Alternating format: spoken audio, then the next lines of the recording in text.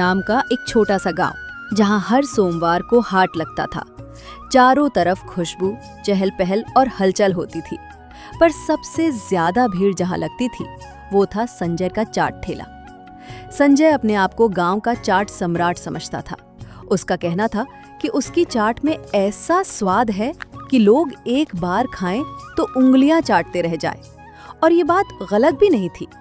उसकी चाट में सच में कुछ जादू था, लेकिन वो जादू इलायची या मसालों का नहीं, एक खतरनाक केमिकल पाउडर का था, जो स्वाद को बेहद तीखा और लत लगाने वाला बना देता था। आओ आओ भाई लोग, चटपटा चाट खाओ, मुफ्त में हंसी भी पाओ। संजय भाई, आज चाट में कुछ अलग ही जादू है। हाँ हाँ खाओ, ये मेरी मेहनत का फल है। भीड़ हंसती और मसालेदार चाट का आनंद लेती, लेकिन संजय की ये लोकप्रियता एक और इंसान को अंदर ही अंदर खाए जा रही थी। वो था रवि, रसगुल्ले वाला। रवि का ठेला संजय के बगल में ही लगता था, लेकिन वहां सन्नाटा पसरा रहता। मेरे रसगुल्ले भी ताजे हैं, शुद्ध दूध में बनाए जाते हैं, मीठा सही मात्रा में, फिर कोई क्यों नहीं खरीदता? मेरे रसगुल्ले भी तो गर्म हैं, सुनहरे हैं, फिर क्यों नहीं कोई आता? उदास होकर वो हर शाम अपनी बची हुई रसगुल्ले को उठाकर घर लौट जाता।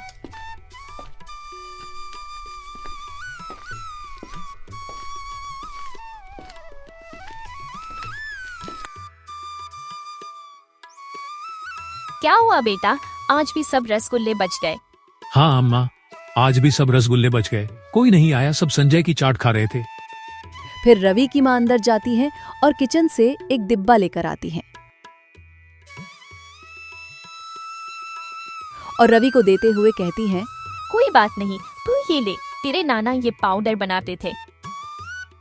इलायची, केसर और गुलाब की खुशबू वाला। इसमें मेहनत की मिठास है। अपने रसगुल्लों में आज इसे मिला देना। इसकी खुशबू से ही सभी कोई तुम्हारी तरफ खिंचे आ जाएंगे। रवि को एक उम्मीद की किरण मिली। वो डिब्बा लेकर अगली सुबह उठ गया। उधर संजय को लगने लगा था कि आज मैं इस मसाले वाले पाउडर को सारा डाल देता हूँ। आज चाट का टेस्ट और भी बढ़ जाएगा, जिससे ग्राहक मेरी तरफ खिंचे आएंगे और मेरी कमाई भी अच्छी होगी। उसने चाट में डबल मात्रा में वो जहरीला पाउडर मिला दिया। उस दिन सच में संजय के ठेले पर पैर रखने की जगह नहीं थी। भीड़ उसे हीरो बना रही थी। संजय भाई, क्या बात है, आज का चाट तो अग्नि से भी तीखा और अमृत से भी मीठा है। हाँ संजय, मुझे 100 रुपए की चाट पैक कर देना। आज मैं तुम्हारी चाट खाकर बहुत ही खुश हुआ हूँ और शहर से मेरे बेटे बहू आए हैं, उन्हें भी मैं खिलाऊंगा। हाँ काका, अभी मैं पैक कर देता हूँ। संजय ने घमंड से गर्दन ऊंची की और मुस्कुरा दिया। लेकिन अगली सुबह गांव के दृश्य ही बदल चुके थे। बच्चों को उल्टियां हो रही थी, बूढ़े पेट पकड़कर कराह रहे थे, महिलाएं सिरदर्द की शिकायत कर रही थी।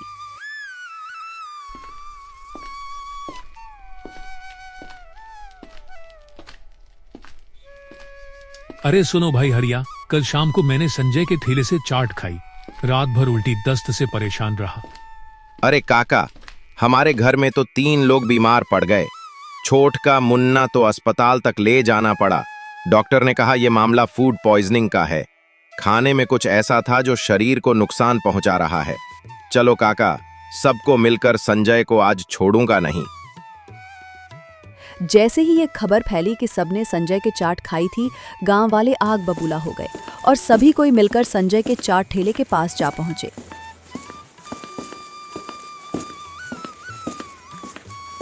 गांव के बाजार पर संजय अपना ठेला लगाए खड़ा है, तभी गांव के कई लोग एक साथ वहां पहुंचते हैं। अरे संजय, क्या समझ रखा है खुद को? सबकी तबीयत खराब करके यहाँ ठेला लगाया है। ऐसे पूरे गांव में तेरी चाट खा के सबको उल्टी हो रही है और तू मुस्कुरा रहा है। अरे भैया, हमारी चाट से थोड़ी ना होगी, सब तो ठीक था। अरे संजय, झूठ मत बोल। मेरे पोते को रात भर अस्पताल में सुई लगी है और तू कहता है कि कुछ हुआ ही नहीं। अब तो हम तेरे ठेले से कुछ भी नहीं खाएंगे। बहुत हो गया भरोसा। उधर रवि ने रसगुल्लों में अपनी मां का दिया इलायची वाला पाउडर मिलाया।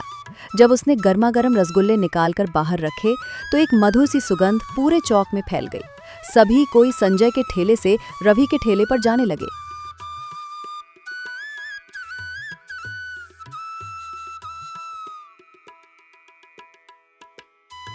अम्मा, देखो कितनी बढ़िया खुशबू आ रही है। चलो रवि के रसगुल्ले खाकर देखें।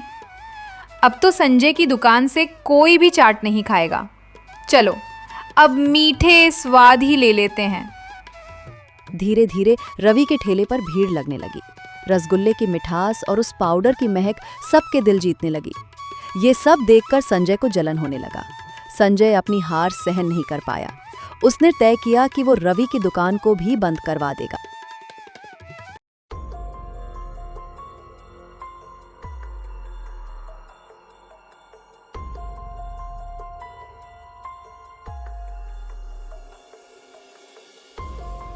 उसी रात उसने उस केमिकल की दुकान पर जा पहुंचा जहां से वो चाट के मसाले में डालने वाला दवा लेता था।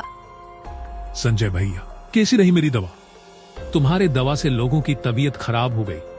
अरे संजय भाई, सब चीज की लिमिट होती है। मैंने तुम्हें जितना बोला था उतने ही दिया था, या तुमने उसको ज्यादा डाल दिया?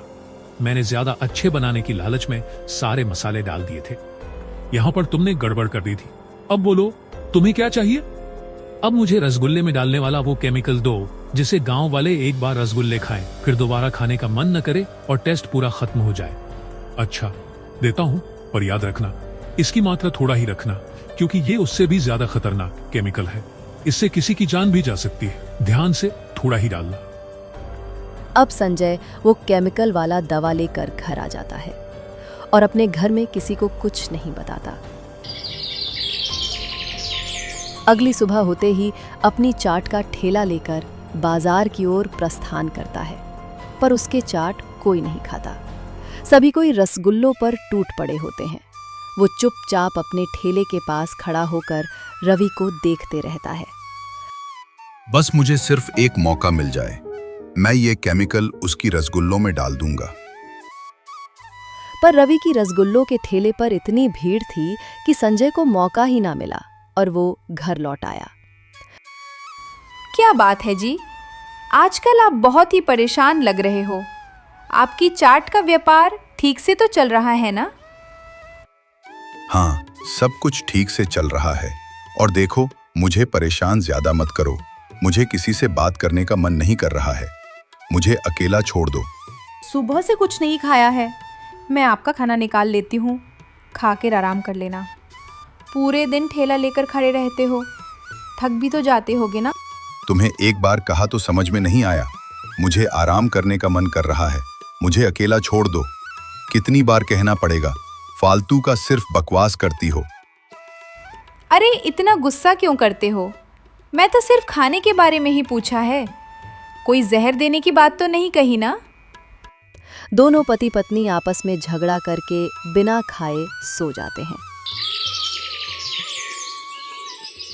अगली सुबह जब होती है, संजय सोचता है, आज मैं किसी भी तरह रवि के रसगुल्लों में केमिकल डालकर ही रहूंगा। फिर रवि की बदनामी होगी और फिर से सभी कोई मेरे चाट ठेले के पास आने लगेंगे।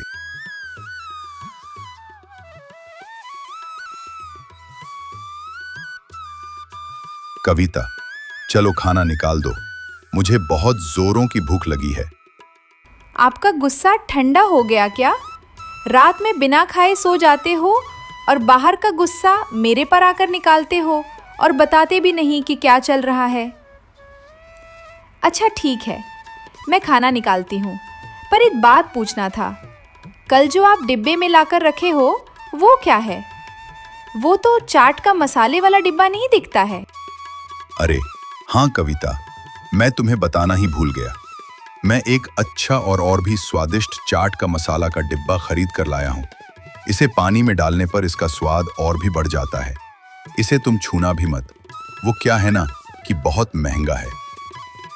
संजय केमिकल के बारे में कविता को कुछ भी नहीं बताता और खाना खाकर अपनी चाट ठेले के पास पहुंच जाता है और वहां पहुंचकर इधर रवि के ठेल खाली होने का इंतजार करने लगता है। पर संजय में तो केमिकल वाला डिब्बा ले जाना ही भूल गया था। इधर संजय की पत्नी कविता अरे लगता है ये तो अपना स्वादिष्ट मसाले वाला डिब्बा ले जाना ही भूल गए। चलो अच्छा है, मैं आज अपने खाने में मिलाकर खा लेती हूँ। स्वादिष्ट होते हैं तभी तो इनके चाट इतने बिकते हैं। आज मेरा भी खाने का स्वाद बढ़ जाएगा। फिर संजय की पत्नी डिब्बे में से पाउडर निकालकर अपने खाने में मिलाकर खुद खाती है और अपने बेटे आकाश को भी खिलाती है। इधर संजय डिब्बे को खोजने लगता है। फिर उसे याद आता है कि वो तो घर में ही भूल गया था।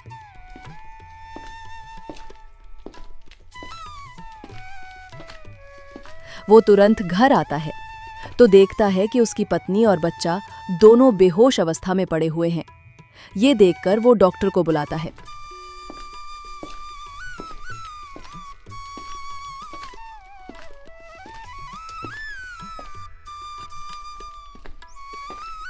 इनकी ये हालत जहरीले केमिकल खाने की वजह से हुआ है। ये तो अच्छा हुआ कि इन्हें होश आ गया, वरना केमिकल इतना खराब था कि इन्हें कुछ भी हो सकता। कविता, तुमने ऐसा क्या खा लिया कि तुम और आकाश दोनों बेहोश हो पड़े? अरे नहीं, मैंने कुछ उल्टा पुल्टा नहीं खाया। मैंने तो बस दाल का स्वाद बदलने के लिए वो जो चाट मसाला लाए थे ना, उसी को मिक्स करके खाया है। ये तुम इतने जहरीले केमिकल पानी में डालते हो, ये तो बहुत खतरनाक है। इससे किसी की जान भी जा सकती है। रुको, मैं अभी पुलिस में तुम्हारी शिकायत करता हूँ। मुझे माफ कर दीजिए डॉक्टर साहब, मैं दोबारा ऐसा कभी नहीं करूंगा। फिर संजय ने सारी कहानी डॉक्टर को बताता है कि ये केमिकल कहाँ से वे खरीद कर लाता है और क्यों लाया था। फिर डॉक्टर गांव की मुखिया को जाकर ये सब कुछ बताता है। जब गांव वाले को ये सब पता चला तो उनका खून खोल उठा, क्योंकि पहले भी ये ऐसा कर चुका था। अब रवि की रसगुल्लों पर इसकी नजर थी। मुझे माफ कर दीजिए मुखिया जी, मैं अब दोबारा ऐसा कभी नहीं करूंगा। नहीं, तुम्हारी ये हरकत माफी लायक नहीं है। गांव वालों, मारो सब इसको मिलकर। दोस्तों, इस कहानी से हमें ये सीख मिलती है कि लालच में आकर अगर हम गुणवत्ता और जिम्मेदारी से समझौता करते हैं तो इसका नुकसान सिर्फ दूसरों को नहीं बल्कि खुद हमें भी भुगतना पड़ता है। हमेशा ईमानदारी से काम करें और अपने ग्राहकों का भरोसा ना तोड़ें।